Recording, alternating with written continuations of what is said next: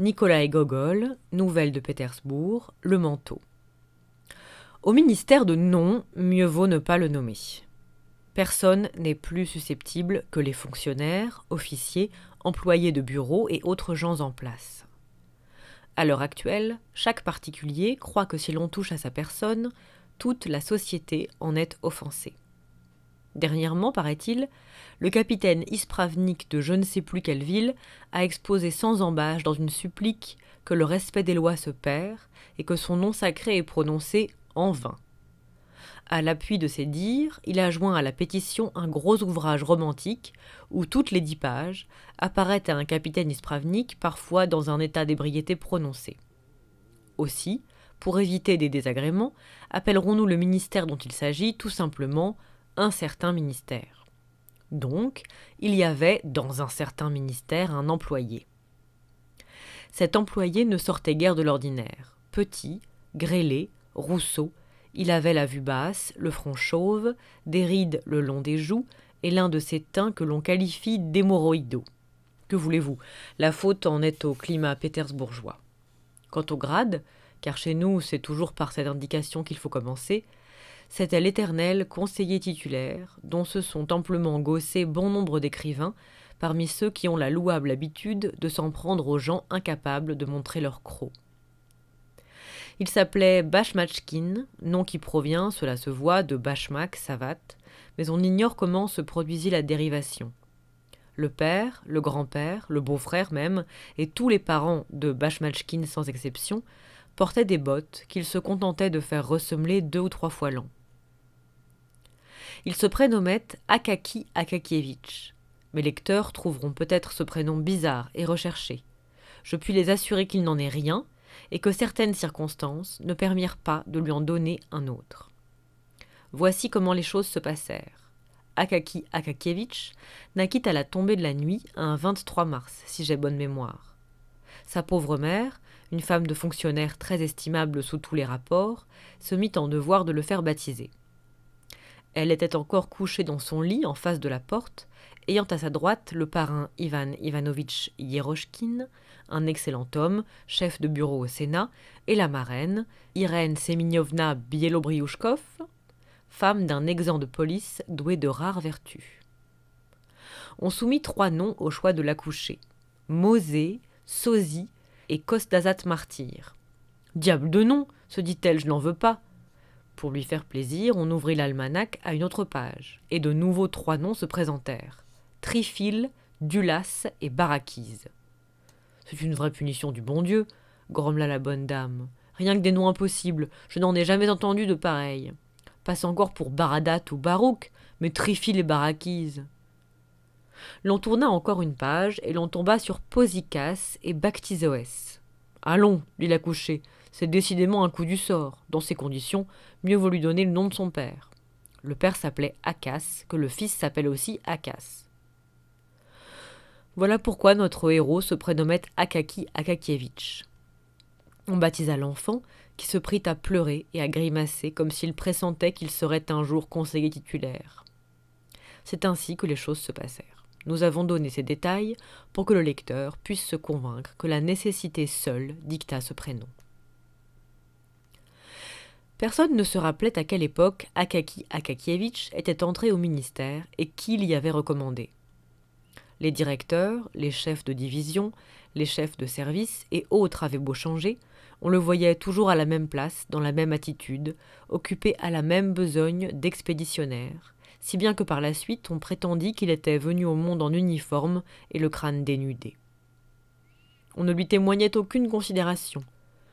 Loin de se lever sur son passage, les huissiers ne prêtaient pas plus d'attention à son approche qu'au vol d'une mouche. Ses supérieurs le traitaient avec une froideur despotique. Le premier sous-chef venu lui jetait des paperasses sous le nez sans même prendre la peine de dire « Ayez l'obligeance de copier ça » ou « Voilà un petit dossier fameux », ainsi qu'il se pratique entre bureaucrates bien élevés. Sans un regard pour la personne qui lui imposait cette tâche, sans se préoccuper si elle avait le droit de le faire, Akaki Akakievitch considérait un instant le document, puis se mettait en devoir de le copier. Ses jeunes collègues épuisaient sur lui l'arsenal des plaisanteries en cours dans les bureaux. Il racontait en sa présence toutes sortes d'historiettes inventées sur son compte. Il prétendait qu'il endurait les sévices de sa logeuse, vieille femme de 70 ans, et lui demandait quand il l'épouserait. Il lui versait sur la tête des rognures de papier. « Une chute de neige !» s'exclamait-il. Mais Akaki Akakievitch demeurait impassible. On aurait dit que personne ne se trouvait devant lui. Il ne se laissait pas distraire de sa besogne, et toutes ses importunités ne lui faisaient pas commettre une seule bévue. Si la taquinerie dépassait les bornes, si quelqu'un le poussait du coude et l'arrachait à sa tâche, il se contentait de dire « Laissez-moi, que vous ai-je fait ?» Il y avait quelque chose d'étrange dans ces paroles. Il les prononçait d'un ton si pitoyable qu'un jeune homme, récemment entré au ministère et qui avait cru bon d'imiter ses collègues en persiflant le bonhomme, s'arrêta soudain comme frappé au cœur. Depuis lors, le monde prit à ses yeux un nouvel aspect. Une force surnaturelle parut le détourner de ses camarades, qu'il avait tenus tout d'abord pour des gens bien élevés. Et longtemps ensuite, au cours des minutes les plus joyeuses, il revit le petit employé au front chauve, et il entendit ces paroles pénétrantes « Laissez-moi, que vous ai-je fait ?»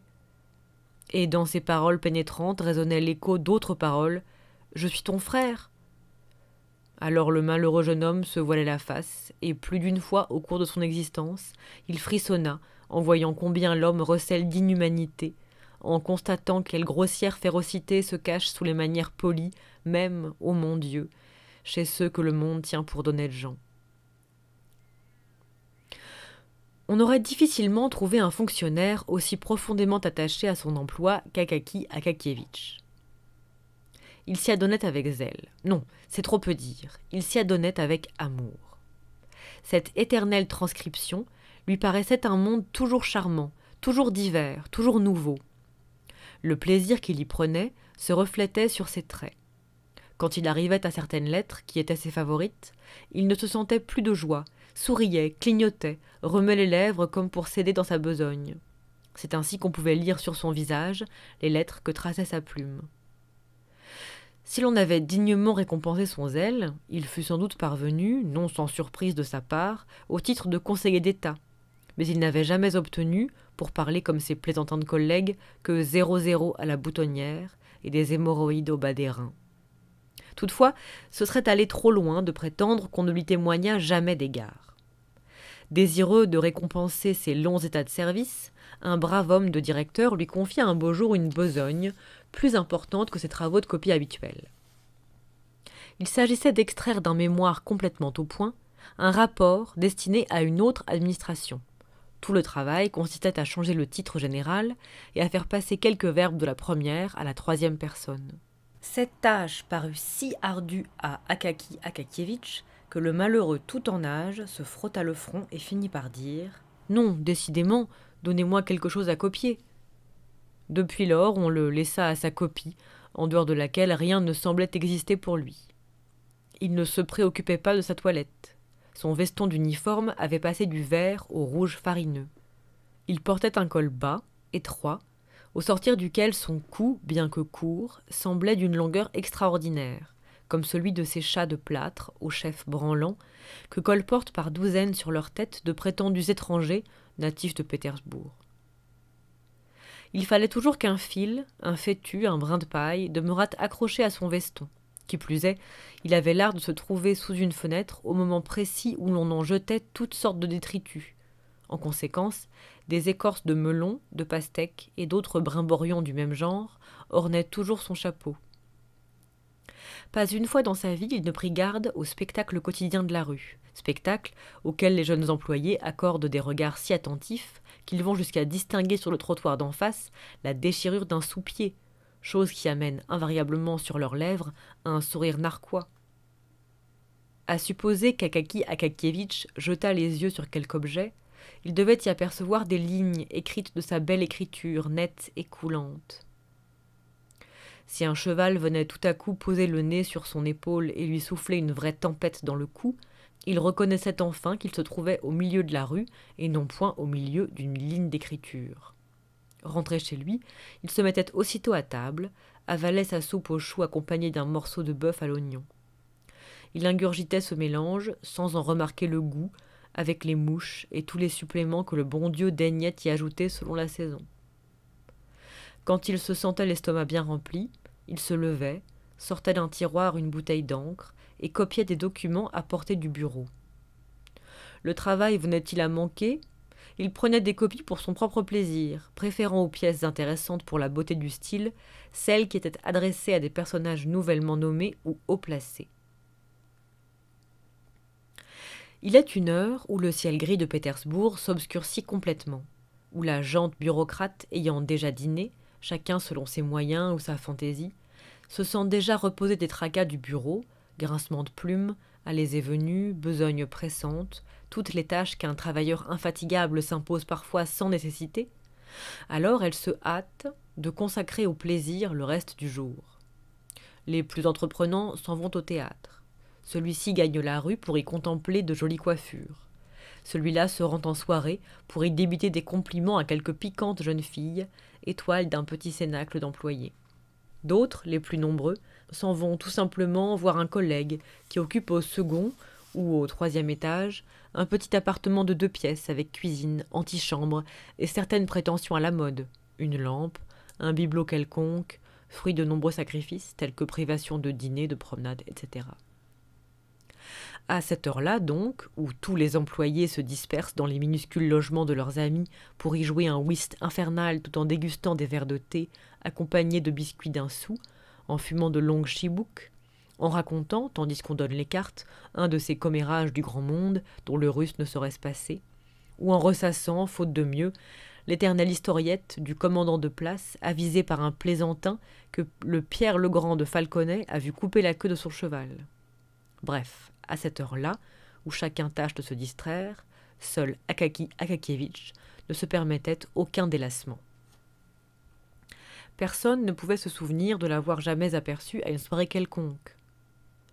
Après avoir écrit tout son sou, il se couchait en souriant d'avance à la pensée du lendemain. Quel document la grâce de Dieu lui confierait-elle à copier ? Ainsi s'écoulait dans la paix la vie d'un homme qui, avec 400 roubles de traitement, se montrait content de son sort. Et sans doute eût-il atteint de la sorte une extrême vieillesse, si en ce bas monde, toutes sortes de calamités n'attendaient pas les conseillers titulaires, voire les conseillers secrets, virtuels, auliques, etc., enfin les conseillers de calibres divers, même ceux qui ne donnent ni ne demandent de conseils à personne. Un puissant ennemi guette à Pétersbourg les personnes qui jouissent d'un traitement de 400 roubles ou approchant. Cet ennemi, c'est notre climat septentrional que l'on dit cependant fort sain.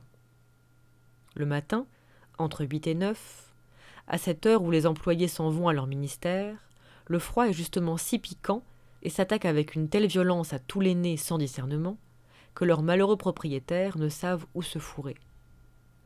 Quand le froid donne de telles chiquenaudes au front des hauts fonctionnaires que les larmes leur jaillissent des yeux, les pauvres conseillers titulaires se trouvent parfois sans défense. Il ne leur reste qu'une chance de salut, s'envelopper de leur maigre par-dessus et gagner en courant, à travers 5 ou 6 rues, le vestibule du ministère pour y battre la semelle jusqu'au moment où seront dégelées les facultés nécessaires à l'accomplissement de leurs devoirs professionnels.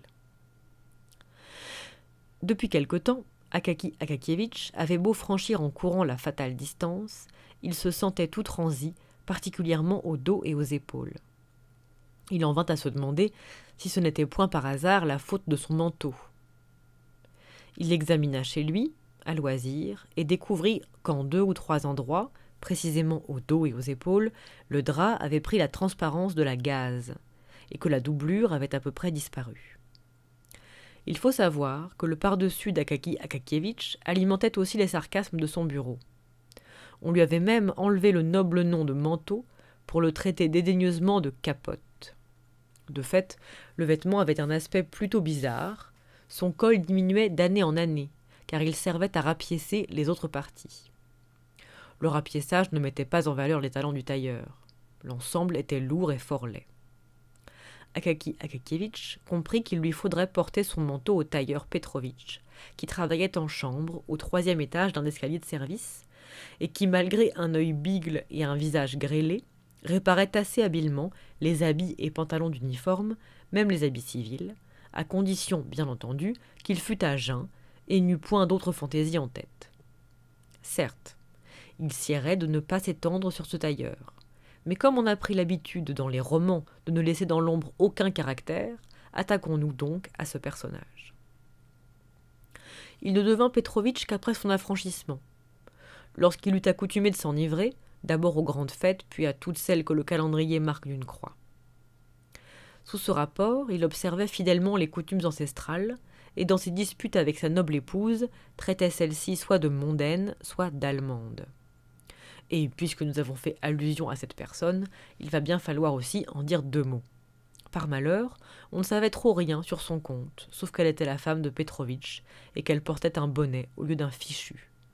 Elle n'avait point lieu, semble-t-il, de se vanter d'être belle. Du moins, il n'y avait que les soldats de la garde pour lui regarder sous le bonnet, mais ce faisant, ils hérissaient leurs moustaches et poussaient un grognement qui en disait long.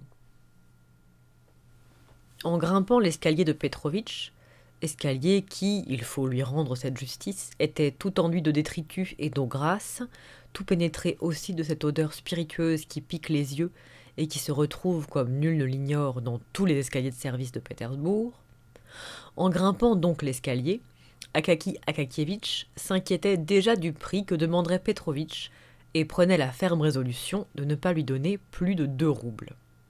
La porte du tailleur était ouverte, son honorable épouse ayant, en faisant griller je ne sais quel poisson, laissé échapper une fumée si épaisse que l'on ne distinguait même plus les cafards. Sans être remarqué de la maîtresse du logis, Akaki Akakievitch traversa la cuisine et pénétra dans la pièce où il aperçut Petrovitch assis sur une large table de bois blanc, les jambes croisées sous lui à la façon d'un pacha turc. Ses pieds étaient nus, suivant la coutume des tailleurs quand ils sont à leur ouvrage. Et ce qui tout de suite sautait aux yeux, c'était son gros orteil, que connaissait bien Akaki Akakievitch, et dont l'ongle déformé était gros et fort comme une carapace de tortue. Petrovitch portait suspendu à son cou un écheveau de soie et plusieurs de fils. Il tenait sur ses genoux un vieux vêtement. Depuis 3 bonnes minutes, il s'efforçait en vain d'enfiler son aiguille. Il s'en prenait à l'obscurité et au fil lui-même, qu'il gourmandait à mi-voix. « Entreras-tu à la fin, salaud ? M'as-tu assez fait enrager, maudit ?» Akaki Akakievitch fut fort mari de trouver Petrovitch en colère. Il aimait passer ses commandes au tailleur lorsque celui-ci était légèrement éméché, ou comme disait sa femme, lorsque ce diable de borgne s'en était fourré plein la lampe. Dans cet état, en effet, Petrovitch se montrait coulant, accordait des rabais, se confondait en remerciements. Sa femme, il est vrai, venait ensuite pleurnicher auprès des pratiques, en leur assurant que son ivrogne de mari leur avait fait un prix vraiment trop bas. Alors on en était quitte si l'on octroyait une pièce de 10 kopecks en supplément. Maintenant, au contraire, Petrovitch semblait à jeun, par conséquent brusque, intraitable, enclin à exiger des prix fabuleux.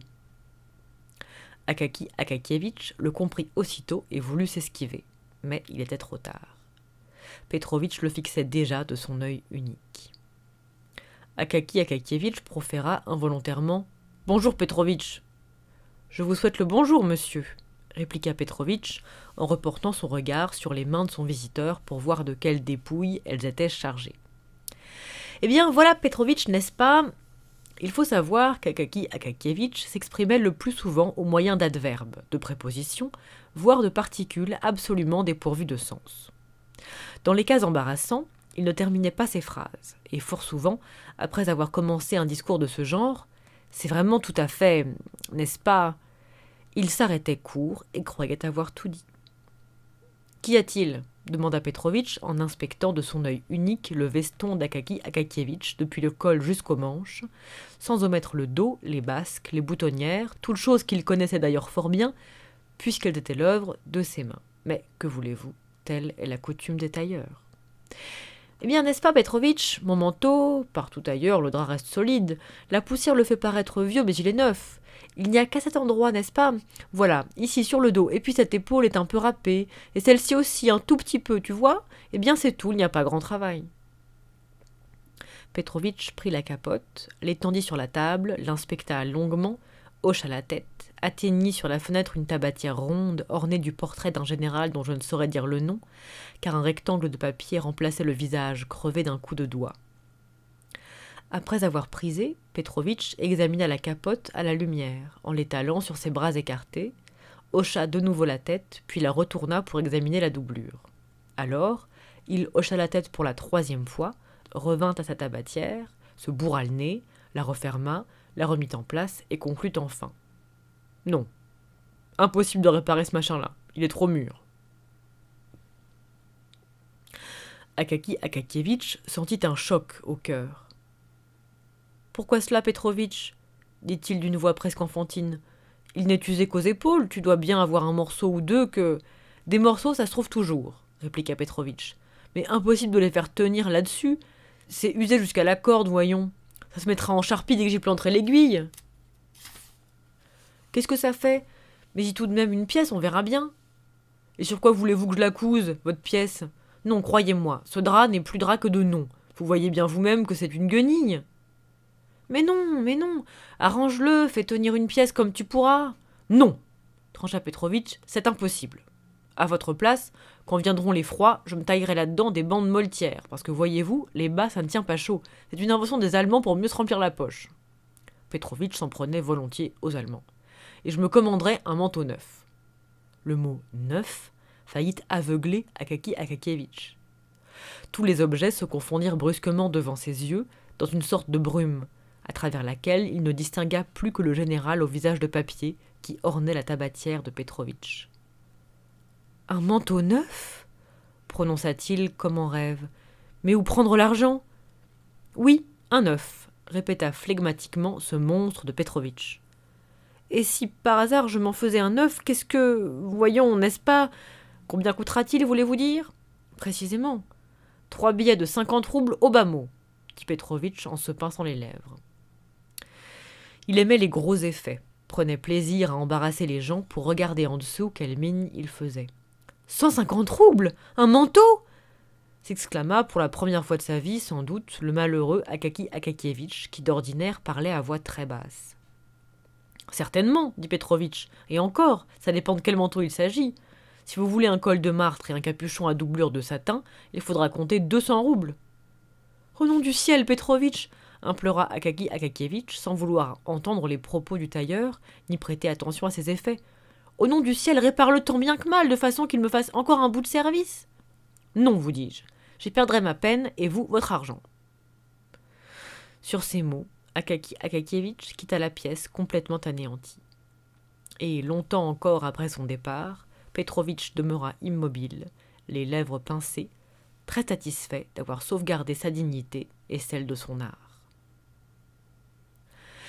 Une fois dans la rue, Akaki Akakievitch crut avoir rêvé. « En voilà une affaire, se disait-il.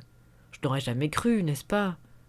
Et après un assez long silence, il reprit. « Non, je n'aurais pas cru que... » Un long silence suivit encore. Enfin, il ajouta « Non, vraiment, c'est à n'y pas croire. » Sur ce, au lieu de rentrer chez lui, il se dirigea, sans y prendre garde, du côté opposé. Chemin faisant, un ramoneur le frôla et lui noircit l'épaule. Une avalanche de chaux dégringola sur lui du haut d'une maison en construction. Il ne remarqua rien de tout cela et ne revint à lui-même qu'en allant buter contre un garde de ville qui, sa hallebarde posée à côté de lui, secouait une corne de tabac sur son poing calleux. Encore fallut-il que le bonhomme lui criât « Qu'as-tu à buter dans la gueule des gens ? Les trottoirs, c'est fait pourquoi ?» Cette apostrophe lui fit ouvrir les yeux et rebrousser chemin. Rentré en son logis, il put enfin rassembler ses idées, examiner froidement la situation, se parler à lui-même, non plus par phrases hachées, mais sur le ton de judicieuse franchise dont on se sert pour discuter avec quelques sages amis une affaire qui vous tient particulièrement au cœur. Non, se dit Akaki Akakievitch. Aujourd'hui, il n'y a pas moyen de s'entendre avec Petrovitch. Il est dans un état plutôt... Sa femme aura dû le battre. Je retournerai dimanche matin. Après sa cuite de la veille, je le trouverai le regard louche et tout sommeillant. Il voudra boire un coup pour se remettre d'aplomb, et comme sa femme ne lui donnera pas un sou, alors moi, je lui payerai une pièce de 10 kopecks. Du coup, il se montrera plus conciliant, et alors, n'est-ce pas, le manteau ? Ce raisonnement redonna confiance à Akaki Akakievitch. Le dimanche suivant, il guetta la femme de Petrovitch, et dès qu'il la vit s'absenter, il s'en fut droit chez son gaillard. Il le trouva bien tout sommeillant, le regard louche et la tête très basse. Mais dès qu'il sut de quoi il retournait, mon Petrovitch parut possédé du démon. « Non, déclara-t-il, c'est impossible, commandez-en un œuf. » Akaki Akakievitch lui fourra dans la main une pièce de 10 kopecks. « Grand merci, monsieur, reprit Petrovitch, je prendrai un verre à votre santé. Quant au manteau, croyez-moi, n'y pensez plus, il est à bout, le pauvre. Je vais vous en faire un œuf dont vous me direz des nouvelles. Fiez-vous-en à moi. » Akaki Akakievitch voulut revenir à ses moutons, mais sans l'écouter, Petrovitch continua. « Oui, oui, comptez sur moi, ce sera du beau travail. Et même, si vous tenez à être à la mode, je mettrai au col des agrafes d'argent plaqué. » Désormais convaincu qu'il ne pourrait se passer d'un manteau neuf, Akaki Akakievitch sortit son courage l'abandonner. Où trouver l'argent nécessaire? Il attendait bien une gratification pour les fêtes, mais l'emploi en était réglé d'avance. Il lui fallait acheter un pantalon, payer au bottier un vieux remontage, commander à la lingère 3 chemises et 2 paires de ses attributs vestimentaires dont il serait inconvenant d'imprimer le nom. Bref, Akaki Akakievitch avait disposé de tout cet argent, et même si le directeur daignait porter la somme à 45 ou disons plus à 50 roubles, il en resterait moins que rien, une bagatelle qui dans la constitution du capital exigé pour le manteau jouerait le rôle d'une goutte d'eau dans la mer. Évidemment, Petrovitch voyait parfois la lune en plein midi et demandait alors des prix exorbitants. Sa femme elle-même ne pouvait quelquefois se retenir de lui crier « Ah ça, tu deviens fou? Tu as le démon dans le ventre? Il y a des jours où cet imbécile travaille pour rien et le voilà maintenant en train de se faire payer plus cher qu'il ne vaut. » Akaki Akakievitch tenait pour certain que Petrovitch se contenterait de 80 roubles, mais la question était de savoir où les trouver. À la rigueur, il savait où en prendre la moitié, peut-être un peu plus. Quant au reste, indiquons d'abord au lecteur la provenance de cette première moitié. Sur chaque rouble qu'il dépensait, Akaki Akakievitch avait coutume de retenir 1 liard et de le déposer, par une fente pratiquée dans le couvercle, au fond d'un coffret fermé à clé. Tous les 6 mois, il faisait le compte de ces pièces de cuivre et les remplaçait par des piécettes d'argent. Au bout de plusieurs années, il se trouva ainsi avoir plus de 40 roubles d'économie. Donc, la moitié de la somme était à sa disposition. Restait l'autre moitié. Où prendre ces 40 roubles manquants? À force de réfléchir, Akaki Akakievitch se résolut à réduire ses dépenses tout au moins pendant 1 année. Dès lors, il ne prit plus de thé le soir et n'alluma plus de chandelle, emportant, quand besoin était, son travail dans la chambre de sa logeuse. Dans la rue, il se mit à marcher sur la pointe des pieds pour ménager ses semelles. Il n'avait recours que fort rarement aux offices de la blanchisseuse pour ne point user son linge qu'il remplaçait, aussitôt rentré chez lui, par une vieille robe de chambre de futaine que le temps même avait épargnée. À dire vrai, ces restrictions lui parurent d'abord plutôt dures, mais il s'y accoutuma peu à peu et finit un beau jour par se passer tout à fait de souper. Comme il rêvait sans cesse à son futur manteau, cette rêverie lui fut une nourriture suffisante, encore qu'immatérielle. Bien plus, son existence elle-même prit de l'importance. On devinait à ses côtés comme la présence d'un autre être, comme une compagne aimable qui aurait consenti à parcourir avec lui la route de la vie. Et cette compagne n'était autre que la belle pelisse neuve, à solide doublure ouatée.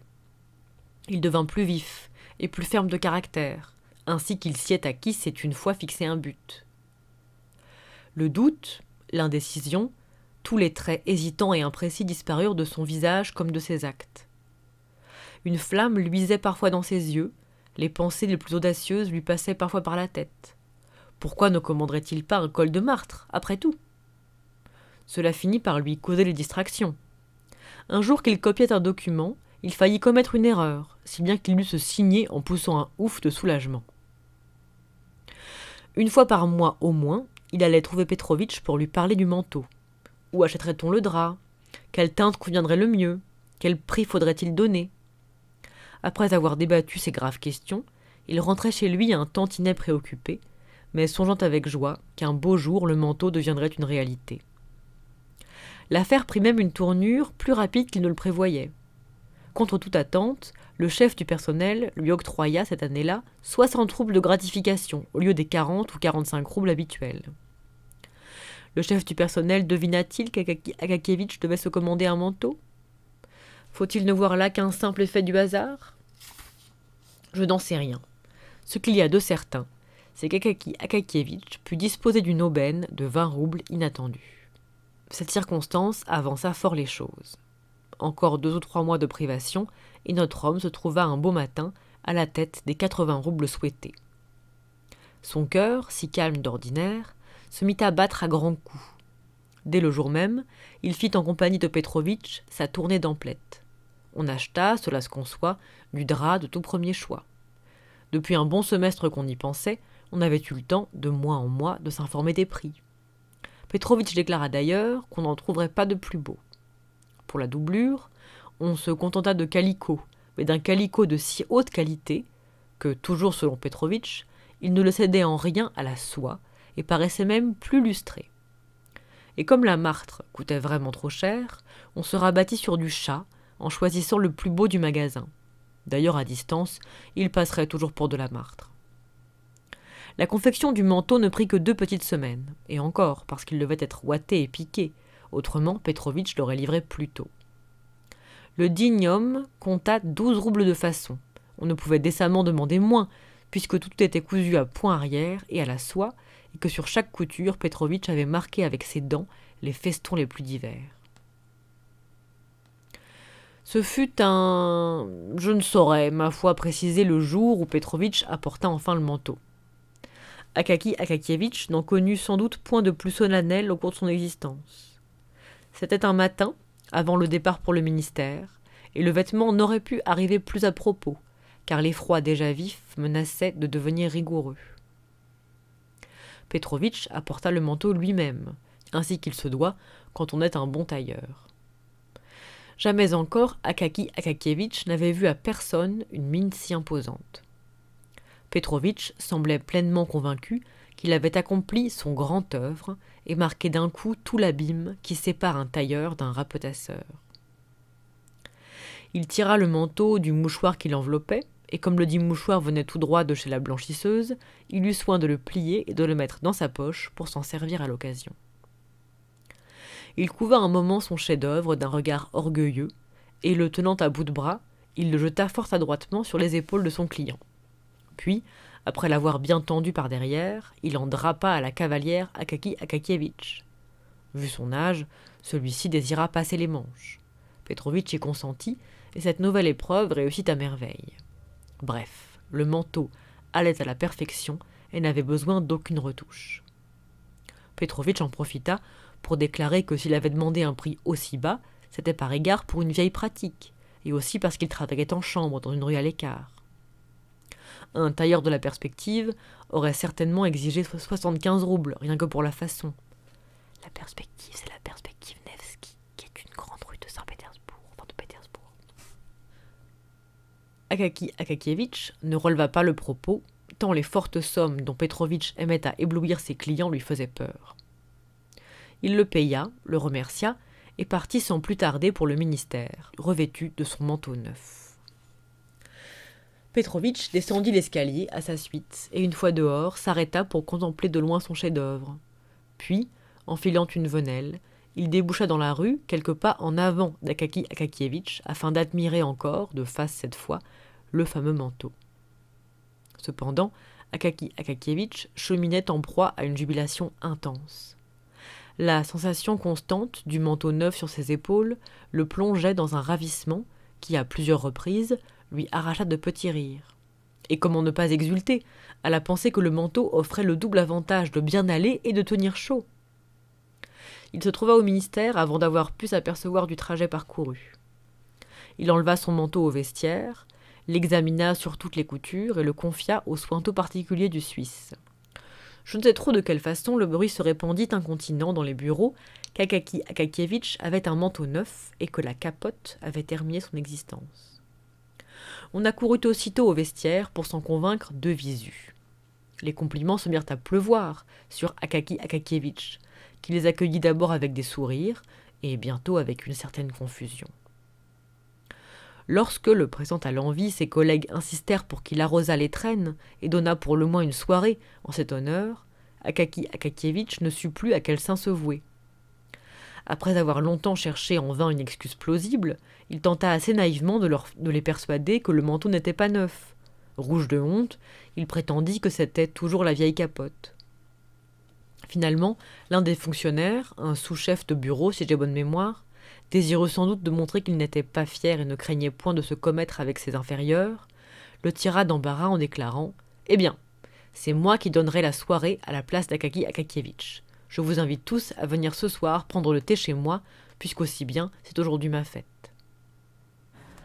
Il va sans dire que messieurs les employés complimentèrent sans tarder le sous-chef et acceptèrent son invitation avec empressement. Akaki Akakievitch voulut d'abord refuser, mais chacun lui ayant fait honte de son impolitesse, il dut céder aux remontrances. D'ailleurs, en réfléchissant à la chose, il vit, non sans plaisir, qu'elle lui permettait de parader une fois de plus dans son beau manteau neuf, et cette fois aux lumières. Cette journée fut vraiment pour le pauvre diable une fête solennelle. Il rentra chez lui tout radieux, se dévêtit et pendit précautionneusement son manteau contre le mur, non sans en avoir encore admiré et le drap et la doublure. Puis il sortit sa vieille capote effilochée pour la comparer au manteau. Mais en la regardant, il ne put se défendre de rire. La différence était vraiment par trop énorme. Et tout le long de son repas, un ricanement sarcastique plissait ses lèvres, chaque fois qu'il songeait à l'état lamentable de sa vieille houppelande. Après ce repas si gai, il négligea pour la première fois ses travaux de copie pour s'étendre sur son lit et faire quelque peu le sybarite jusqu'à la tombée de la nuit. Alors, sans s'attarder davantage, il s'habilla, jeta son manteau sur ses épaules et sortit. Nous regrettons fort de ne pouvoir dire exactement où logeait le fonctionnaire qui l'avait invité. La mémoire commence à nous trahir. Les rues et les édifices de Pétersbourg se confondent si bien dans notre tête que nous n'arrivons plus à nous orienter dans ce vaste dédale. Il est en tout cas certain que le dit fonctionnaire résidait dans l'un des beaux quartiers et par conséquent très loin d'Akaki Akakievitch. Celui-ci dut suivre tout d'abord quelques rues sombres et quasi désertes, fort parcimonieusement éclairées. Mais à mesure qu'il approchait du but, l'animation se faisait plus vive et l'éclairage plus brillant. Parmi les passants, dont le nombre augmentait sans cesse, apparurent des dames élégamment vêtues et des messieurs à col de castor. Les menus traîneaux de bois treillagé, tout bardés de clous dorés, cédèrent bientôt la place à de superbes équipages. Hauts traîneaux vernis, protégés par une peau d'ours, et conduits par des cochers à bonnets de velours framboise. Riches landaux à sièges ornementés qui faisaient grincer la neige sous leurs roues. Akaki Akakievitch considérait toutes ces choses comme s'il les voyait pour la première fois, car depuis de longues années, il ne sortait plus le soir. Un tableau exposé dans une vitrine illuminée retint longuement son attention. Une jolie femme enlevait son soulier, découvrant ainsi une jambe faite autour, tandis qu'à travers la porte entrebâillée derrière elle, un monsieur portant royal et favori jetait des regards indiscrets. Akaki Akakievitch hocha la tête, sourit et poursuivit son chemin. Que signifiait ce sourire ? Avait-il eu la révélation d'une chose qu'il ignorait, mais dont le vague instinct sommeille pourtant en chacun de nous ? S'était-il dit, comme tant de ses collègues, « Ah, ces Français, il n'y a pas à dire quand ils s'y mettent. Alors, n'est-ce pas, c'est vraiment, tout à fait... » Il se peut aussi que notre héros n'ait pensé à rien de semblable. On ne saurait scruter l'âme humaine jusque dans son tréfonds et deviner tout ce qui s'y passe. Il atteignit enfin la demeure du sous-chef de bureau, lequel à coup sûr vivait sur un grand pied, car son appartement occupait le second étage et il y avait une lanterne dans l'escalier. Quand il eut mis le pied dans l'antichambre, Akaki Akakievitch aperçut sur le parquet des rangées entières de caoutchouc, au beau milieu desquels un samovar bourdonnait parmi des tourbillons de vapeur. À toutes les parois pendaient des pelisses et des manteaux, dont certains avaient même des cols de castor et d'autres des revers de velours. Un sourd brouhaha qui venait de la pièce voisine s'amplifia soudain.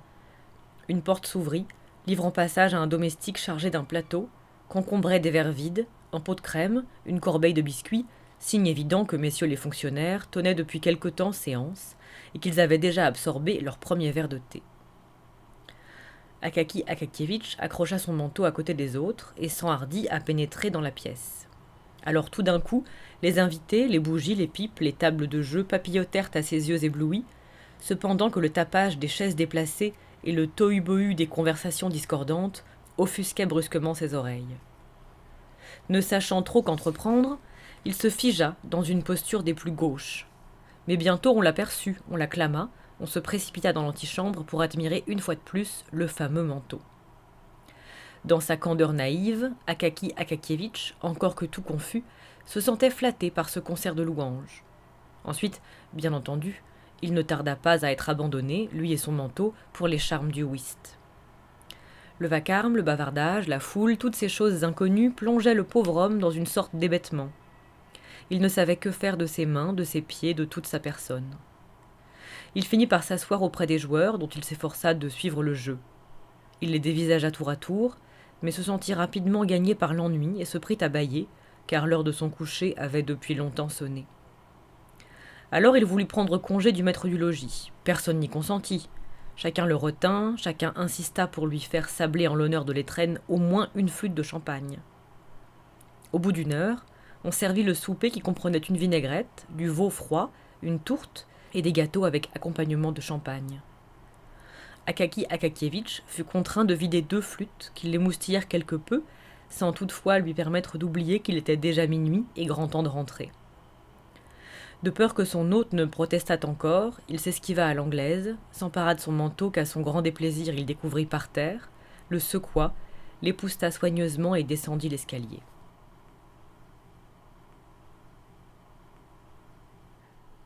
Les lanternes brûlaient toujours dans les rues. Quelques échoppes, clubs attitrés des gens de maison et autres personnages de même volée, étaient encore ouvertes. D'autres, bien que closes, laissaient échapper à travers lui un long rai de lumière, indice certain qu'elle n'était point dépourvue de société. Ces messieurs et dames de l'office y poursuivaient leurs interminables commérages, cependant que leur maître perplexe et morfondu se demandait où ces dignes serviteurs avaient bien pu disparaître. Akaki Akakievitch marchait d'un pas gaillard. Il se lança même soudain, Dieu sait pourquoi, sur les traces d'une dame qui glissa devant lui comme un météore et dont tout le corps semblait en mouvement. Mais il réfréna vite cette pétulance et se demanda ce qui avait bien pu lui faire prendre le mors aux dents. Et bientôt s'allongèrent devant lui ces voies solitaires, bordées de clôtures et de maisons de bois, si maussades même en plein jour, et que le soir rend d'autant plus lugubre, d'autant plus désolé. La lueur d'un réverbère ne se montrait plus que bien rarement. Sans doute faisait-on des économies d'huile.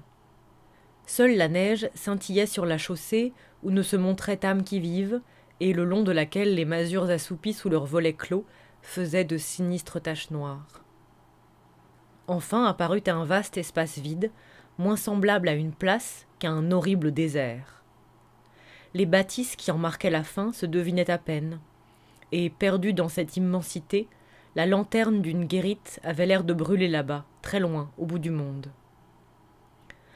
Arrivé à cet endroit, Akaki Akakievitch sentit son aplomb l'abandonner.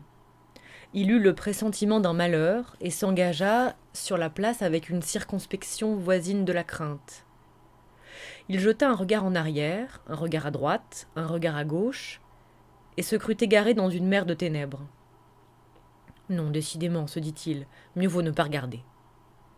Il avança donc, les yeux fermés, et quand il les rouvrit pour reconnaître si la traversée périlleuse allait bientôt prendre fin, il se trouva soudain presque nez à nez avec 2 ou 3 individus moustachus. Qu'étaient au juste ces gens ? Il n'eut pas le loisir de s'en rendre compte, car sa vue se troubla et son cœur se mit à battre à coups précipités. « Eh, mais ce manteau est à moi !» s'écria d'une voix tonnante l'un des personnages. Et il saisit au collet Akaki Akakievitch, qui déjà ouvrait la bouche pour appeler au secours. Aussitôt, l'autre escogriffe lui brandit sous le nez un poing gros comme la tête d'un fonctionnaire en disant « Renfonce ça ou gare !» Akaki Akakievitch, plus mort que vif, sentit seulement qu'on le dépouillait de son manteau. Un coup de genou dans le bas des reins l'envoya bouler dans la neige, où il finit de perdre ses esprits. Quand il les eut enfin recouvrés, il se releva et s'aperçut qu'il n'y avait plus personne autour de lui. Une vive sensation de froid lui rappela la disparition de son manteau. Il se mit à crier, mais d'une voix qui refusait d'atteindre les confins de l'étendue. Hagard, éperdu, vociférant, il prit sa course, piquant droit sur la guérite, auprès de laquelle un garde de ville appuyé sur sa hallebarde ouvrait, je crois, de grands yeux curieux. Que diable pouvait bien lui vouloir cet énergumène qui accourait vers lui en hurlant à tue-tête ? D'une voix haletante, Akaki Akakievitch lui reprocha de dormir à son poste, tandis qu'on dévalisait les passants.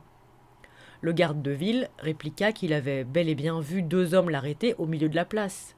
« Mais, ajouta-t-il, je les ai crus de vos amis. Au lieu de m'injurier, vous feriez mieux de vous rendre dès demain chez monsieur le commissaire. Il vous retrouvera votre manteau en un tour de main. » Akaki Akakievitch fila d'un trait vers sa demeure, où il rentra en fort piètre état, les cheveux épars, j'entends les quelques touffes qui garnissaient encore ses tempes et sa nuque, la poitrine, les hanches, les jambes toutes maculées de neige. Au coup terrible qui l'assénait sur sa porte, sa bonne femme de logeuse, éveillée en sursaut, bondit de son lit et se précipita. Si dans sa hâte elle n'avait passé qu'une savate, en revanche elle ramenait d'une main pudique sa chemise sur sa poitrine. Le désarroi de son locataire la fit reculer d'effroi. Quand elle fut au courant de l'affreuse aventure, elle leva les bras au ciel et se répandit en bons conseils. « Surtout, déclara-t-elle, gardez-vous bien de vous plaindre au commissaire du quartier, vous n'auriez que des déboires. Pour ce gaillard-là, voyez-vous, promettre et tenir sont deux. Allez donc tout droit chez le commissaire d'arrondissement. Anna la Finnoise, mon ancienne domestique, s'est maintenant placée chez lui comme bonne d'enfant. Je le connais de vue d'ailleurs, il passe souvent devant ma fenêtre. Et il ne manque pas une messe du dimanche. Tout en priant le bon Dieu, il regarde si gentiment le monde que ça doit, pour sûr, être la crème des hommes. » Chapitré de la sorte, Akaki Akakievitch se traîna tristement jusqu'à sa chambre. Comment passa-t-il le reste de la nuit ? On laisse le soin d'en juger aux personnes qui savent plus ou moins se mettre à la place d'autrui. Le lendemain, dès la première heure, Akaki Akakievitch se rendit au commissariat. Monsieur le commissaire dormait encore. Il revint à 10 heures. Monsieur le commissaire dormait toujours. Il revint à 11 heures. Monsieur le commissaire était sorti. Il revint à l'heure du dîner. Les gratte-papiers, l'arrêtant au passage, voulurent à tout prix savoir ce qu'il amenait, ce qu'il désirait, ce qui lui était advenu.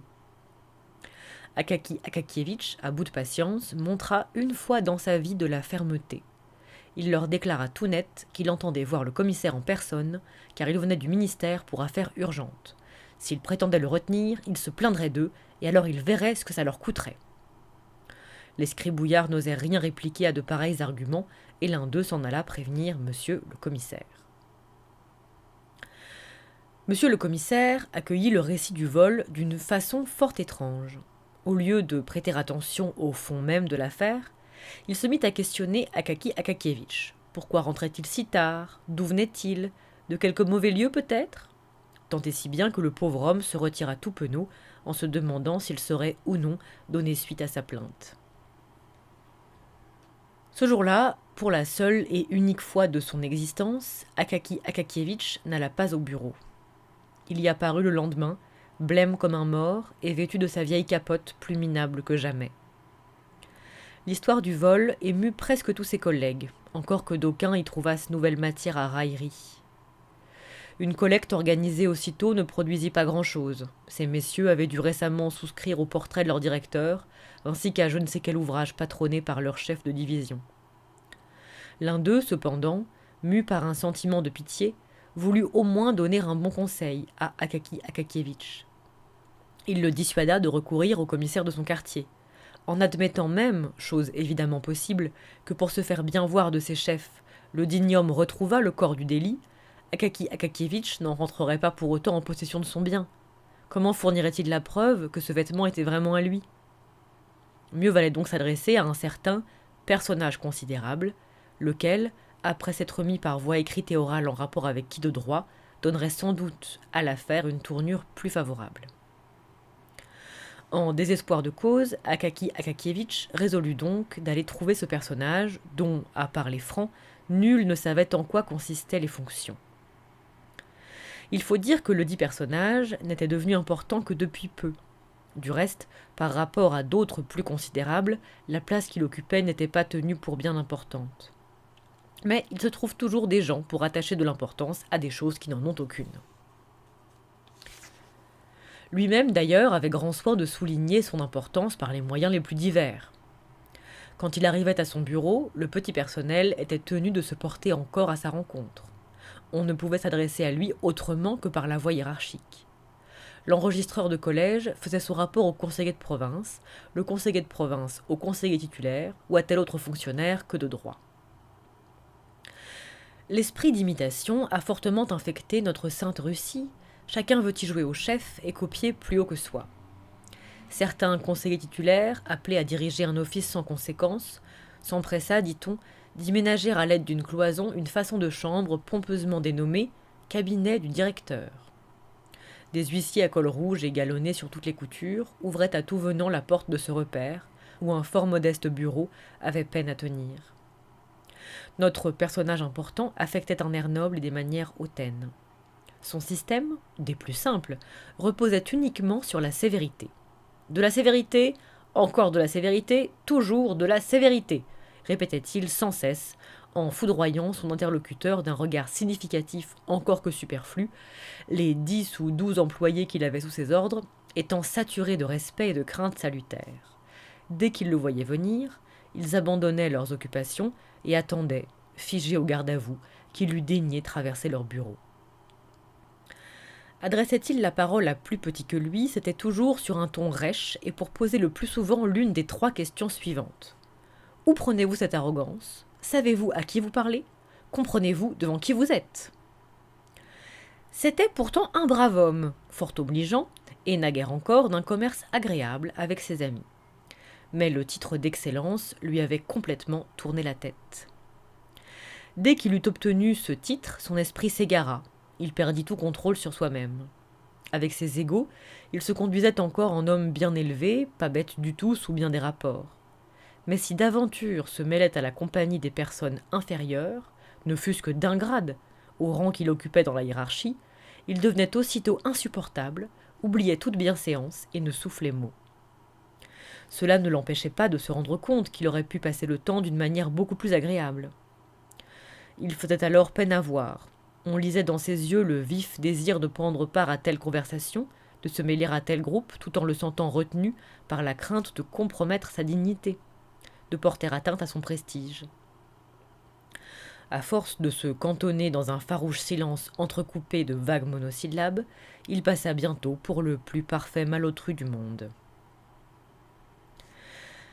Akaki Akakievitch arriva chez ce personnage à un moment fort mal choisi, pour lui du moins, car ledit grand personnage n'en pouvait rêver de plus propice à l'étalage de son importance. Enfermé dans son cabinet directorial, il y devisait de fort belle humeur avec un sien ami et camarade d'enfance qu'il avait perdu de vue depuis plusieurs années.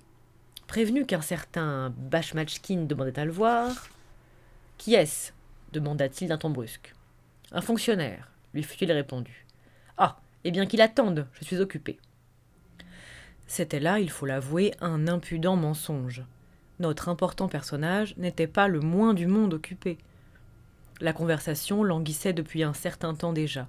De longs intervalles la coupaient, au cours desquels les 2 amis se tapotaient mutuellement les cuisses en répétant « C'est comme ça, Ivan Abramovitch. »« Certainement, Stepan Varlamovitch. » En donnant ordre de faire attendre Bachmatchkin, notre homme entendait simplement montrer à son ami, retiré du service au fond de la campagne, le pouvoir qu'il détenait sur les fonctionnaires obligés d'attendre son bon plaisir dans son antichambre.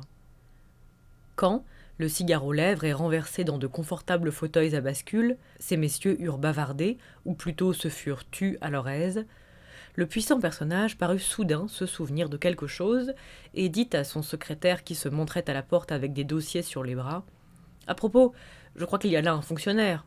Vous pouvez le faire entrer. » À l'aspect du piteux Akaki Akakievitch et de son non moins piteux uniforme, notre important personnage se tourna brusquement vers lui.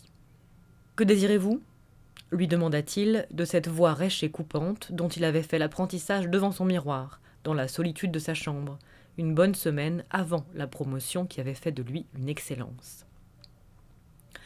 Pénétré dès l'abord d'une crainte salutaire, Akaki Akakievitch entama pourtant du mieux que le lui permit sa langue hésitante, un discours pavoisé de « n'est-ce pas » plus fréquent que de coutume. Il avait un manteau flambant neuf, on le lui avait volé sans merci. Il suppliait son Excellence d'intervenir comme bon lui semblerait, en écrivant à qui de droit, au préfet de police ou à un autre personnage pour activer les recherches. Le personnage important trouva, Dieu sait pourquoi, cette requête directe d'une familiarité excessive. « Ah ça, monsieur !» s'exclama-t-il de son ton le plus cassant. « Où croyez-vous donc être ? Ignorez-vous à ce point les usages ?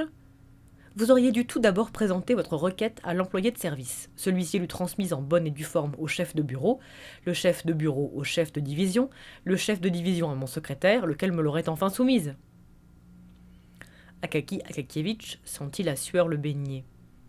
Il rassembla pourtant le peu de courage qui lui restait pour balbutier « Que votre Excellence daigne m'excuser si je me suis permis de la déranger, c'est que les secrétaires, n'est-ce pas ? On ne peut guère se fier à eux. »« Comment ? Comment ?» s'écria le personnage important. « Qu'osez-vous insinuer par là ? D'où viennent ces idées subversives ? Où donc les jeunes gens d'aujourd'hui prennent-ils cet esprit d'insubordination, ce manque de respect envers leurs chefs et les autorités établies ?» Le personnage important n'avait sans doute point remarqué qu'ayant déjà passé la cinquantaine, Akaki Akakievitch ne pouvait être rangé parmi les jeunes gens que d'une façon toute relative, par comparaison avec les vieillards de 70 ans et plus. « Savez-vous à qui vous tenez ce langage ? Comprenez-vous devant qui vous êtes ? Le comprenez-vous ? Le comprenez-vous, voyons, je vous le demande ?» Il lança cette dernière phrase en tapant du pied, et d'une voix montée à un tel diapason que des gens plus assurés qu'Akaki Akakievitch n'en eussent pas moins perdu contenance. Akaki Akakievitch, lui, se sentit prêt à défaillir. Il tremblait de tout le corps, ses jambes vacillaient, flageolaient, et si les huissiers accourus ne l'avaient point reçu dans leurs bras, il serait immanquablement tombé de tout son long. On l'emporta presque sans connaissance. Enchanté que l'effet eût dépassé toutes ses prévisions, exultant à l'idée que sa parole pouvait priver un homme de sentiments, le personnage considérable observa du coin de l'œil l'impression que cette scène avait produite sur son ami, et fut tout heureux de constater que le dit ami paraissait vaguement mal à l'aise. Akaki Akakievitch descendit l'escalier et se retrouva dans la rue sans savoir comment. Il ne sentait plus ni ses bras ni ses jambes. Jamais encore il n'avait été si vertement tensé par une excellence, et qui plus est par une excellence dont il ne dépendait point. Il marchait en chancelant et bouche bée, chassé à tout instant du trottoir sur la chaussée par la neige qui tourbillonnait rageusement, par le vent qui soufflait sur lui de tous les côtés à la fois, comme il est de règle à Pétersbourg. Il attrapa en un clin d'œil une belle et bonne angine, et quand enfin il se retrouva chez lui, il lui fallut se coucher sans que sa gorge enflée lui permît d'émettre le moindre son. Telles sont parfois les suites d'un sérieux lavage de tête. Grâce à la généreuse assistance du climat pétersbourgeois, la maladie évolua plus rapidement qu'on aurait pu s'y attendre. Aussi, quand le médecin fut arrivé et qu'il eut pris le pouls d'Akaki Akakievitch, il ne put que prescrire un cataplasme, et encore uniquement pour ne pas priver le malade du secours efficace de la médecine. Il déclara d'ailleurs tout franc que le dit malade n'en avait pas pour 2 jours, puis se tournant vers la logeuse, il ajouta « Allons, ma bonne dame, ne perdez pas votre temps inutilement. Allez vite commander un cercueil de sapin. Le chêne serait trop cher pour lui. » Akaki Akakievitch perçut-il ces paroles fatales ? Et s'il les entendit, en fut-il douloureusement affecté ? Regretta-t-il sa pitoyable existence ? On l'ignorera toujours, car il délira sans arrêt jusqu'à sa dernière heure. Des visions, toutes plus bizarres les unes que les autres, le harcelaient à qui mieux. Tantôt, il voyait Petrovitch et lui commandait un manteau muni de pièges pour les voleurs qui assiégeaient son lit, si bien qu'il ne cessait d'appeler sa logeuse pour qu'elle en retirât un de deux sous sa couverture. Tantôt, il demandait pourquoi sa vieille capote pendait au mur, alors qu'il possédait un beau manteau tout neuf. Tantôt, il croyait encore subir la mercuriale du grand personnage, et lui répondait humblement « Faites excuse, Excellence ». Tantôt, il blasphémait de si furieuse façon que sa logeuse se signait interdite. Comment cet homme, qui n'élevait jamais la voix, pouvait-il proférer d'aussi horribles jurons, et, chose plus grave, les accoler au noble nom d'Excellence ? Vers la fin, Akaki Akakievitch se mit à bredouiller des paroles incohérentes, mais qui n'en témoignaient pas moins que toutes ses pensées continuaient de tourner confusément autour du manteau. Quand le pauvre Akaki Akakievitch eut rendu le dernier soupir, on ne mit de scellé ni sur sa chambre ni sur ses affaires. Il n'avait aucun héritier et ne laissait pour tout avoir qu'un paquet de plumes d'oie, une main de papier ministre, 3 paires de chaussettes, 2 ou 3 boutons et la fameuse capote. Qui s'empara de tout cela ? Je dois avouer que l'auteur de ce récit ne s'en est pas autrement préoccupé. On emporta le mort, on le mit en terre et Pétersbourg demeura sans Akaki Akakievitch. Il disparut à jamais, cet être sans défense à qui personne n'avait jamais témoigné d'affection, ni porté le moindre intérêt. Non, personne. Pas même l'un de ces naturalistes toujours prêts à épingler la plus banale des mouches pour l'examiner au microscope.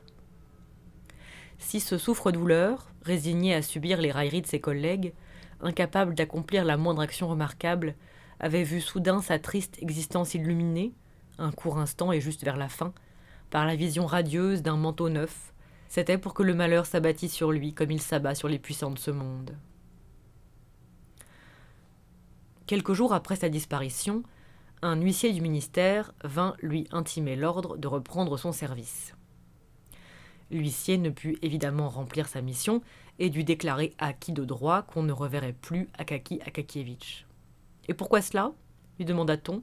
« Parce qu'il est mort, » répondit-il. « Voilà tantôt 4 jours qu'on l'a porté en terre. »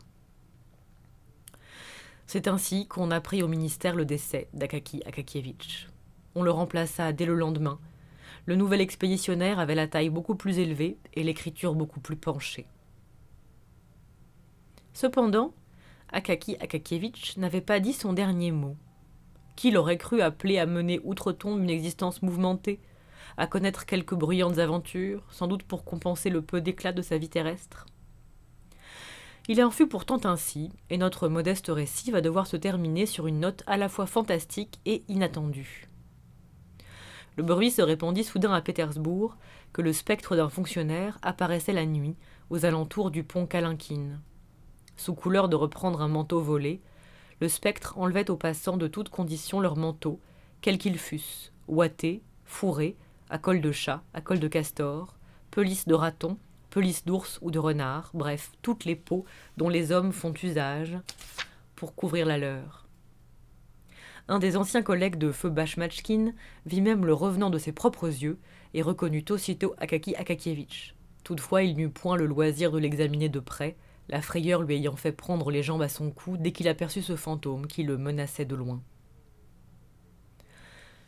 Les plaintes affluaient de toutes parts, pas encore pour le dos et les épaules des conseillers titulaires, mais les vols de manteaux risquaient fort d'enrhumer jusqu'aux conseillers auliques.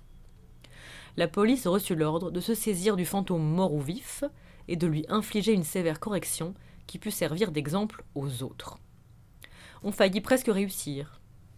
Rue Kiriouchkine, en effet, un garde de ville parvint à mettre la main au collet du mort, au moment où celui-ci arrachait le manteau d'un musicien en retraite, lequel en son temps avait eu un joli talent de flûtiste. Le garde appela aussitôt 2 de ses collègues à son aide.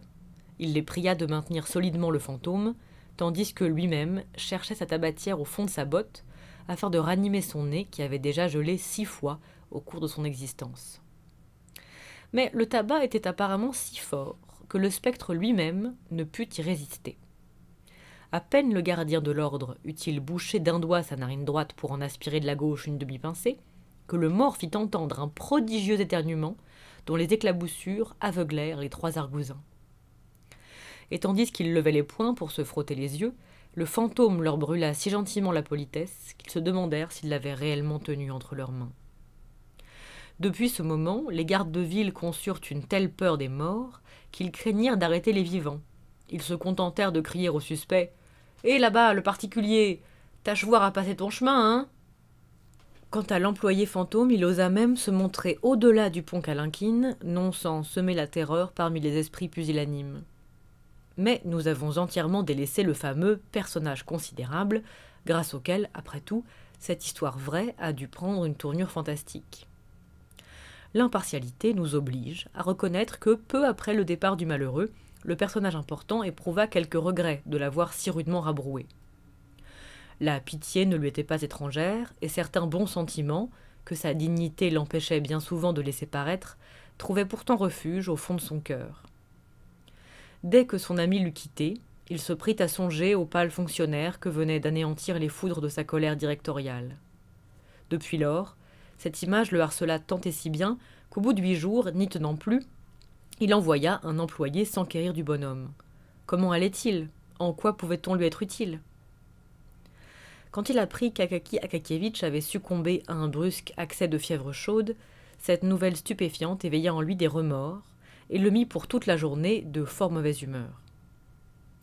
Éprouvant le besoin de se distraire, de secouer cette pénible impression, il se rendit chez l'un de ses amis qui donnait une soirée. Il éprouva là une compagnie fort agréable, presque entièrement composée de personnes du même rang que lui. Rien donc ne pouvait le gêner, et cette circonstance eut une action fort heureuse sur son état d'esprit.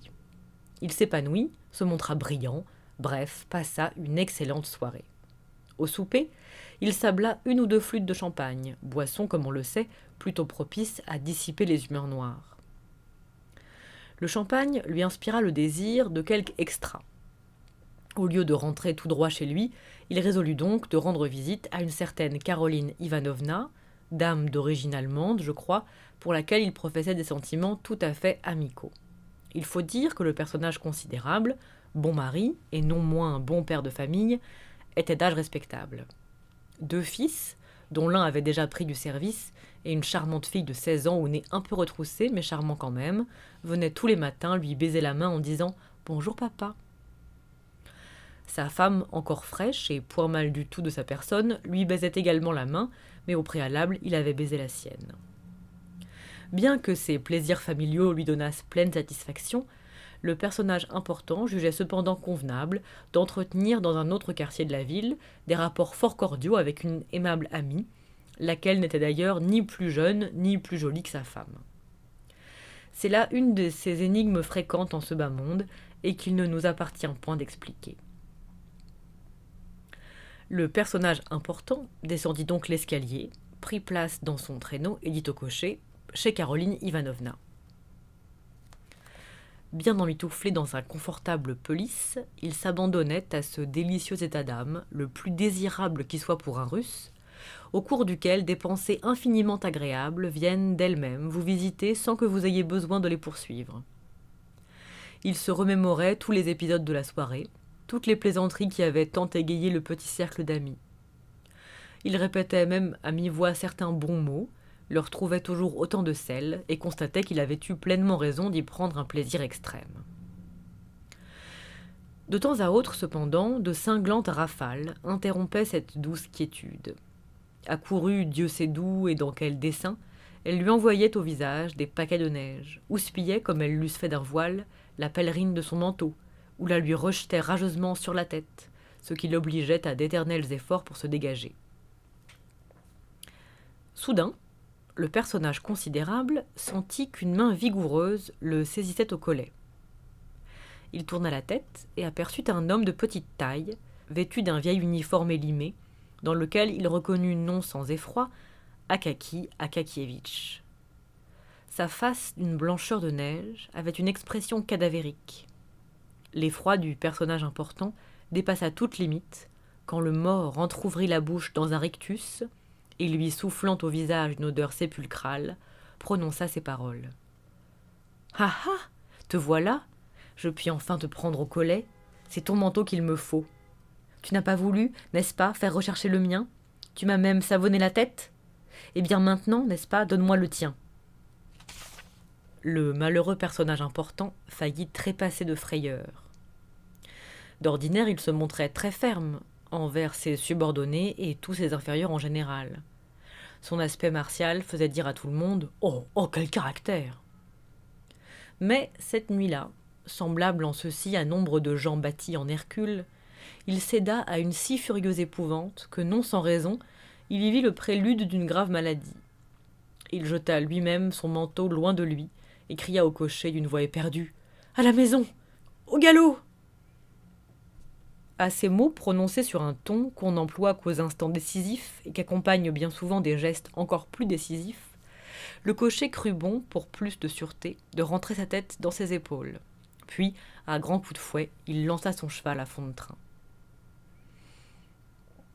Quelques 6 minutes plus tard, l'important personnage se retrouvait chez lui, et non point chez Caroline Ivanovna. Sans manteau, livide, effaré, il se traîna jusqu'à sa chambre où il passa une nuit fort agitée, si bien que le lendemain, pendant le petit déjeuner, Sa fille lui dit de sa voix ingénue « Comme tu es pâle aujourd'hui, papa !» Mais papa ne répondit rien. Il n'eut garde de raconter à personne ni où il était allé, ni où il avait eu la tentation d'aller, ni encore moins ce qui lui était advenu en chemin. Cet événement lui fit une impression si forte qu'il renonça désormais aux fameuses expressions « Où prenez-vous cette arrogance? Comprenez-vous devant qui vous êtes ?» Du moins ne les proférait-il plus avant d'avoir compris de quoi il retournait. Chose encore plus remarquable, à partir de cette nuit-là, les apparitions de l'employé fantôme cessèrent complètement. La police de son Excellence avait sans doute comblé ses vœux. En tout cas, on n'entendit plus parler de manteaux volés. Toutefois, les esprits défiants ne se tranquillisèrent pas pour autant. Ils prétendirent même que le revenant se montrait encore dans certains quartiers éloignés. De fait, dans celui de Colomna, un factionnaire le vit de ses propres yeux apparaître à un coin de rue. Par malheur, cet homme était de constitution débile. Une fois, même un petit cochon de lait l'avait, en s'échappant d'une cour, bel et bien renversé, aux grands éclats de rire de quelques cochers de fiacre, qu'il punit ensuite de cette insolence en les rançonnant chacun d'un liard pour s'acheter du tabac. En raison donc de sa constitution débile, le garde n'osa point arrêter le fantôme. Il se contenta de le suivre dans l'obscurité. Bientôt le spectre s'arrêta et fit une brusque volte-face. « Que veux-tu » demanda-t-il en lui montrant un poing dont on eût difficilement trouvé le pareil même chez les vivants. « Rien du tout » répondit le garde, qui s'empressa de faire demi-tour. Le fantôme était cette fois de taille beaucoup plus haute et pourvu d'énormes moustaches. Il paraissait vouloir gagner le pont Obukhov et disparut bientôt complètement dans les ténèbres nocturnes.